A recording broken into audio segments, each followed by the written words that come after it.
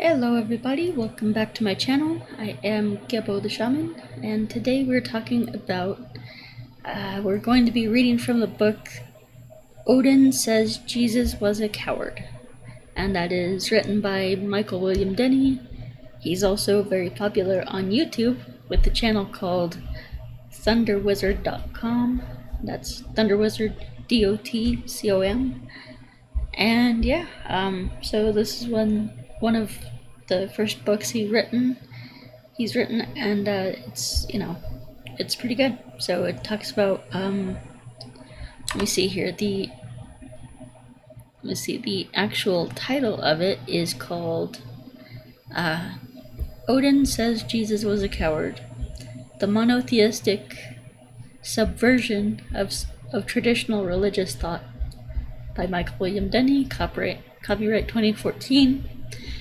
Alright, let's do it. So he has a lot of, different chapters and stuff, so he has a lot to go through here. So, introduction. And before we do that, let me just go ahead and put that on the screen.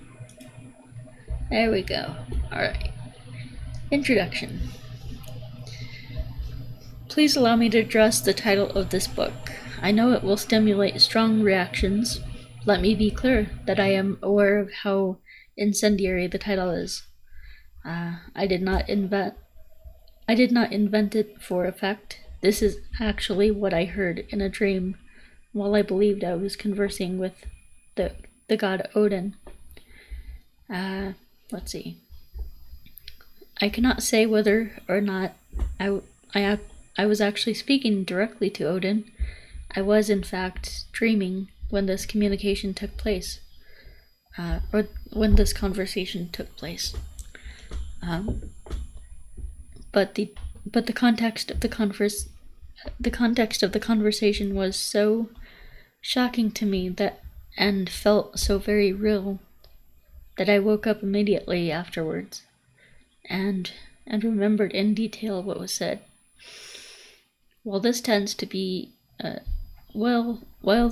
to persuade me personally that I was in fact conversing with Odin himself, I completely understand how the reader may simply conclude that I was conversing with my own subconscious while sleeping. And I'll be right back, guys, because we have disturbances.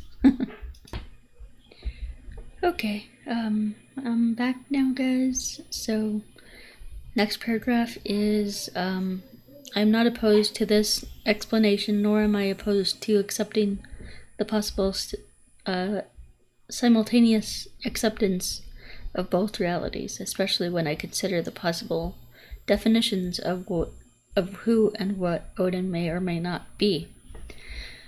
I did not choose this title solely for shock value. However, it is my intention to convey to the reader the shock I received when I heard this phrase spoken to me in my dream. Alright, that was the introduction. Now the setup. Without going into too much personal history, I feel I need to set the stage here a little bit. For those who have followed my work and teachings, you already know some of my background and how I became interested in the pre-Christian religion of northwestern Europe. To put it succinctly, after almost 20 years of studying, teaching, and practicing shamanic spiritual disciplines from multiple animist and polytheistic cultures, I became very interested in the indigenous animist and polytheistic beliefs of my pre-Christian European ancestors. I am of Scandinavian and Anglo-Saxon descent, so I began studying the indigenous polytheistic myths of my ancestors, more commonly known as the Norse myths. In my childhood and early adulthood, I had intensely followed the Protestant sorry. So in my childhood and early adulthood, I had intensely followed the Protestant Christian religion of my parents. So understandably, the myth of the sacrifice of Jesus on the cross was an extremely powerful and prevalent influence on my spiritual thinking for much of my life. After abandoning Christianity in my early 20s, I worked very hard to eradicate the whole idea of any higher power needing any kind of atonement sacrifice in order to commune with humans. The whole idea that some omnipotent creator would go to the immense trouble of creating human beings in his image, just to then summarily reject them as evil and consign them to eternity of treatment, then consign them to an eternity of torment, was abhorrent to me. I rejected the entire notion that humans were in need of any kind of salvation. The whole idea of Jesus' sacrifice on the cross, ritual murder, was in order to satisfy the anger of God against his own children was, well, I have no adequate words to describe that. I'm sure you can understand my feelings, even if you may not agree with them. So this was my mindset when I began to study the Norse myths. I was therefore intrigued when I began to study when I began to study the story of Odin's sacrifice on the Tree of Life, which at first glance resembled Jesus' death on the cross. For those who don't know the story of Odin's sacrifice, here is the mythological event in question, where Odin sacrifices himself on the Tree of Life. Odin speaks. I know that I hung on a windy tree 9 long nights, wounded with a spear, sacrificed to Odin, the fury of awareness, myself to myself, on that tree of which no man knows from where its roots run. On that tree of which no man knows from where its roots run. No bread did they give me, nor drinking horn. Downwards I peered. I took up the runes, mystical mysteries. Screaming I took them. Then I fell back from there. At first glance, this myth seems to remarkably resemble the sacrifice of Jesus for absolving the sins of the world. I had a personal aversion to the Jesus sacrificial myth, so I was having some difficulty with the sacrifice of Odin. As it turns out, as many moderners have done before me, I was projecting my post-Christianized worldview on a pre-Christian animist myth. So without further delay, allow me to now share with you the dream in question that completely obliterated my previous understanding of spiritual sacrifice. Alright. Next chapter, the dream. The dream. Oftentimes when I want spiritual understanding to a deep question during the early morning hours when I wake up from a deep sleep, I will allow myself to drift into a state of awareness where I'm not awake, but I'm still semi-conscious. In this shamanic dream state, in this shamanic dream state, I will state a question and wait for a response. Sometimes nothing happens and I just drift off to normal sleep and dreams, but sometimes I will be rewarded with a direct answer to my question. The answer may come in the form of a dream or in the form of a dialogue with a seemingly independent consciousness. Or sometimes I am aware that I engage in a dialogue with my own subconscious, whom I value as a valuable source of powerful information and revelation. This practice has proven very valuable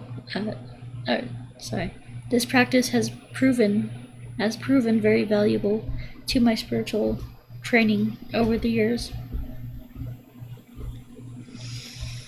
So one morning, while in this state, I realized that I was a little disturbed at the resemblance of Odin's sacrifice to the Jesus crucifixion.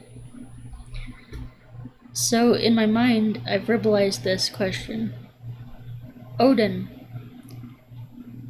what is the difference between Jesus' sacrifice on the cross for the forgiveness of sins and your sacrifice on the world tree? To my absolute shock, I immediately heard this answer in a booming voice. Jesus was a coward. This was extremely shocking to me. I was also very frightened. I am still sensitive to the concept of blasphemy. While I no longer believed in the Christian idea of sinfulness, I would certainly not have characterized the selfless act of willingly sacrificing oneself for the benefit of others as cowardly. Even though I personally rejected the need for crucifixion of Jesus, I would never ever have characterized it as an act of cowardice. Any such act, in my mind, would definitely be one of extreme bravery and selflessness. My previous years as a fundamentalist Christian, had taught me that any being that questions the divinity of Christ was demonic.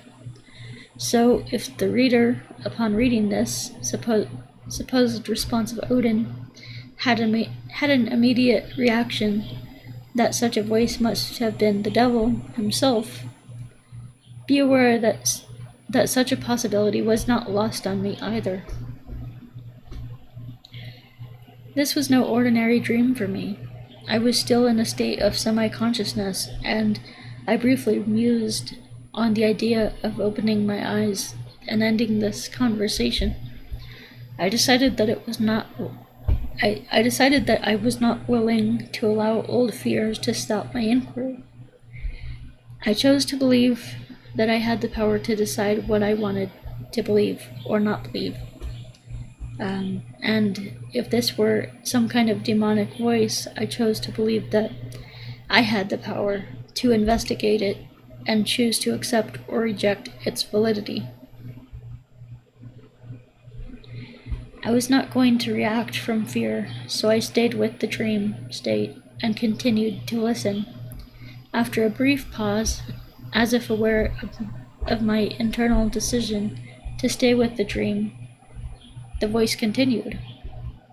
When Jesus died on the cross, he took away man's most precious gift of the gods, the gift of self-determination. Jesus gave away his salvation to a world that neither wanted it, appreciated it, understood it, nor earned it.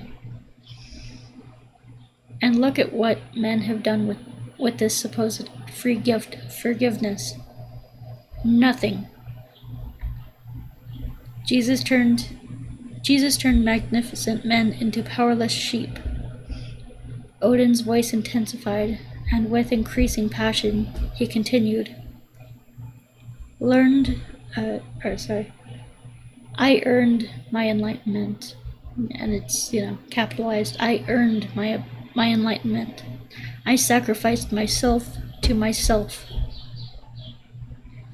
Giving enlightenment to one who has not worked for it is the greatest of insults. It says that they cannot achieve it for themselves. No warrior ever acts this way towards another person. Why would I demean and insult someone so badly to deny them the honor of earning for themselves the gift of infinity? A warrior gives all men ultimate respect. To die in the pursuit of self-awareness a warrior gives all men the ultimate respect. To die in the pursuit of self-awareness is the noblest of acts. If I thought someone was not capable of such an act, I would still allow them to honor their. If I thought someone was not capable of such an act, I would still allow them the honor of dying while trying to achieve it. If I gave them my enlightenment, what use do they have of their own immortal divine spirit? I'll read that again. If I gave them my enlightenment, what use do they have of their own immortal divine spirit? What a waste! What a colossal waste! If Jesus or anyone else tried to give me their salvation that they earned, I would, like any true warrior, kill them on the spot for such an offense. Unlike Jesus, I shared the example of my own sacrifice so that men could replicate it for themselves, so that they could equally share in the gift of self-evolution. They, through their own efforts, can stand side by side with me as warriors, not as pathetic sheep. They need not worship me, they can worship themselves. Anyone who endures such a self-sacrifice as I have will never take it for granted. Never. It is impossible to do so. But look at men today. They respect nothing. I was the first of men to sacrifice myself to myself, and as a result, the eternal mysteries of existence revealed themselves to me. The runes, divine secrets, do not magically remove sins. They empower men to die to and transcend their self-imposed limitations. The only path to true evolution is that of the warrior. Without the warrior spirit, men will fall. I am a warrior, Jesus not. He says, I am a warrior, Jesus is not. He is a coward, and he teaches men to be cowards. I will not condescend to mankind by attempting to change his mind. He has made his choice. He has chosen to abandon the path of the warrior, the path of his own self-transformation. Man has chosen to give Jesus control over his eternal destiny. Jesus was a slave and a sheep, and man has chosen to follow Jesus' example. I will respect man in whatever decision he makes, regardless of how disgusting it may be to me. For me, there is only one sin, that is to deny oneself the realization of one's full potential. Odin's words were pretty straightforward. There was no need for me to examine or explain them. I will let them stand on their own merits, and allow the reader to make his or her own conclusion about them. Much more was said to me in that dream. Much of it was downloaded onto my consciousness in heavily concentrated chunks that I am still absorbing, much like unzipping a large download file on your computer. Let's see. What is difficult for me to portray in my attempt to record this small portion of Odin's words spoken to me is, even though he seemed quite angry and clearly passionate about his feelings, he also betrayed a stoic sadness beneath his anger. He also, I think he is saying he also portrayed a stoic sadness beneath his anger. Let's see. I sensed that he felt man's conversion to Christianity and subsequent rejection of traditional spiritual values as a profound tragedy for the cosmos. What a waste, what a colossal waste, Odin said. In the midst of Odin's measured fury, the name Odin comes from the Germanic word Woden, which means he who is consumed with the fury of awareness. He made it clear to me that his understanding of the warrior spiritual code would not allow him to mourn or lament.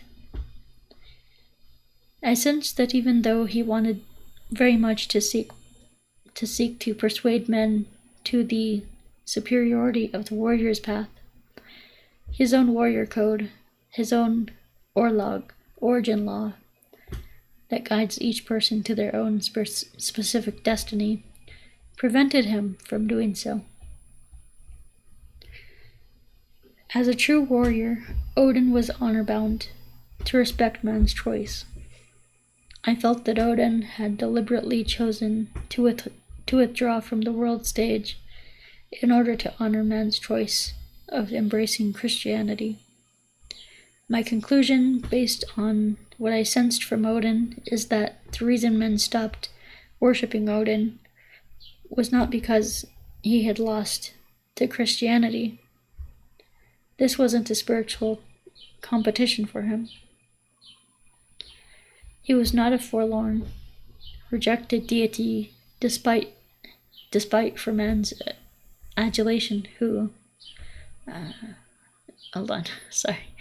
he was not a forlorn, rejected deity desperate for man's adulation, who without the worship of his followers would fade into oblivion and out of memory. Instead, he was a powerful, eternal, self-evolved being of total awareness that deliberately chose to step aside and allow humans to experience the inevitable effects of their choice. Odin was a god of experience. Jesus, on the other hand, is a god of intellectual influence. Odin seemed to prefer practical experience over intellectual persuasion. As a warrior, Odin might say, well, they've made their own bed. They've made their own bed. Now they have to lie in it. I had the feeling that Odin had perhaps traveled to other dimensions to continue his spiritual learning. I also had the feeling that he had recently returned to our dimension. I like to think that perhaps we are entering a new phase of existence, where people will once again seek to be consumed by the fire of the fury of total awareness. Woden. That is the definition of his name, the fury of total awareness. Woden. So when we do, this is me speaking, when we do shamanic chanting and things like that, you can actually talk to Odin, and you know, I've done this before, is like just speak his name, like for example, chant his name, like, and it's Woden, so it's Woden, so things like that. Alright, so let's see here. Well, you might ask if Odin had a voluntary sorry, let me grab a drink first.